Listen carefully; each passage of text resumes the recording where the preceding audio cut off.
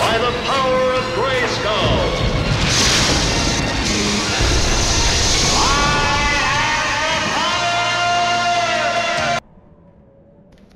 Hello, this is just a quick review for Vampyr or Vampyr for the Ps4. It's basically just a vampire game, and I thought I'd just give it a try because my friend recommended it and he said it was good, so I thought I'd check it out. I've noticed that it's probably a PC game which is being converted, because you can tell in the menus you've got to like move the reticle over the option instead of being able to just flick and highlight the options. You've got to actually use your analog stick to move the reticle, hover over what you want to select. So that's basically because you're meant to be using a mouse.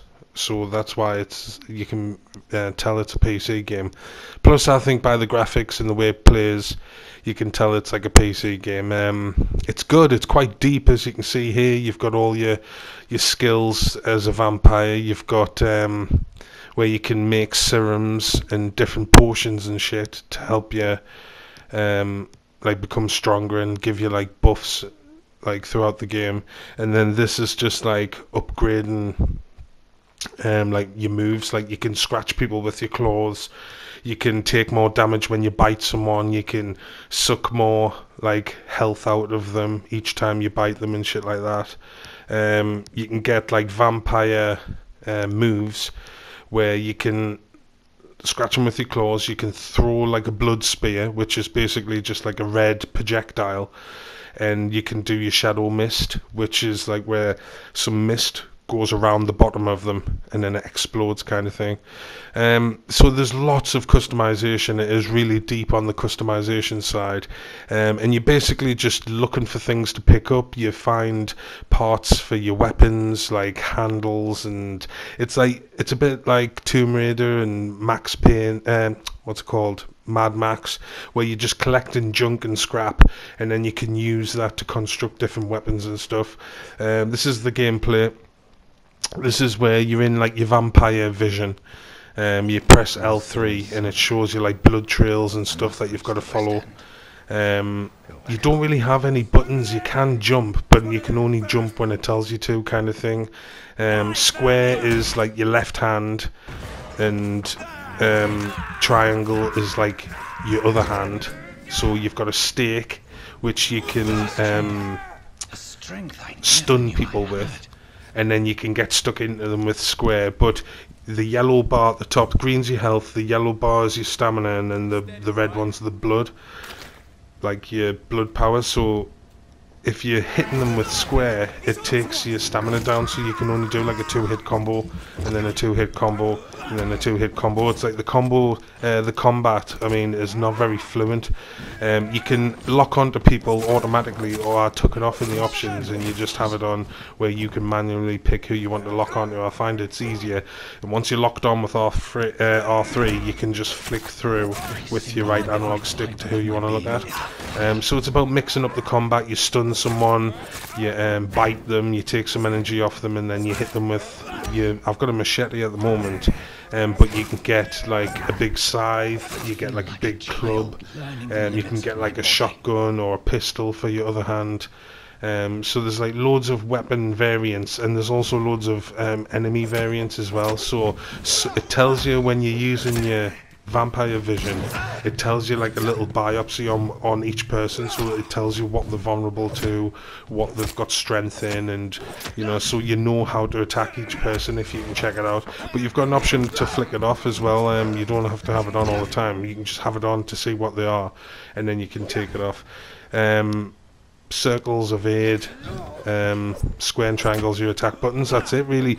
I think you can press and hold L1 and you can mesmerize someone, and then you can embrace them, where you suck the blood and you like absorb their XP.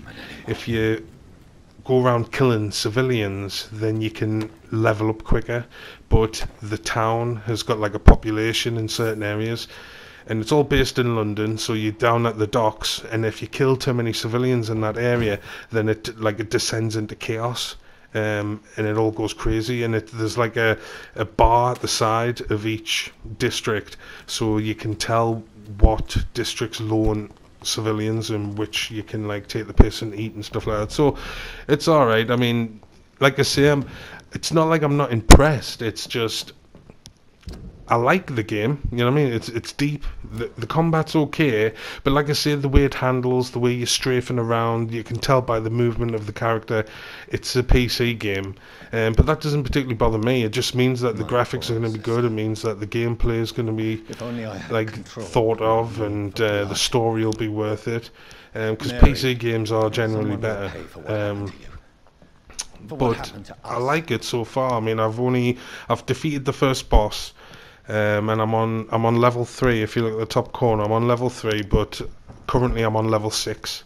So I haven't progressed through it too much. I've only been playing maybe an hour and a half, but I'm enjoying it. I mean, there's lots of things to collect. There's documents, there's like money, and plus there's random scrap parts that you can pick up, which you can make into weapons and or sell at different vendors, and you know, you can buy weapons off them and stuff, and that's just like eating rats. Because when you're in night vision, when you're in your vampire vision, you can see the heart beating inside people, and you can see the blood running through the veins.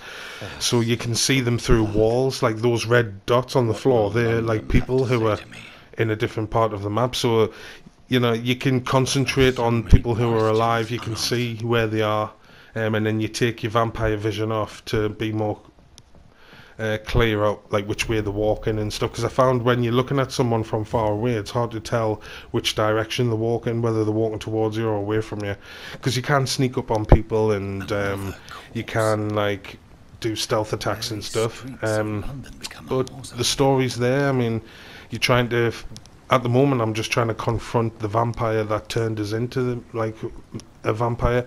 So that's where I'm up to on the story, but I don't know anything about how far the story goes or anything, because I've never played it. But like I say, if you fancy a new game before Red Dead comes out and you haven't played it yet, it's not that expensive, so you may as well give it a try. And it's deep, and you know, it's worth playing.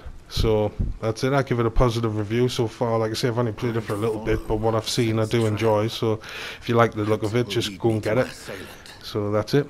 See you later. You are a smelly pirate hooker.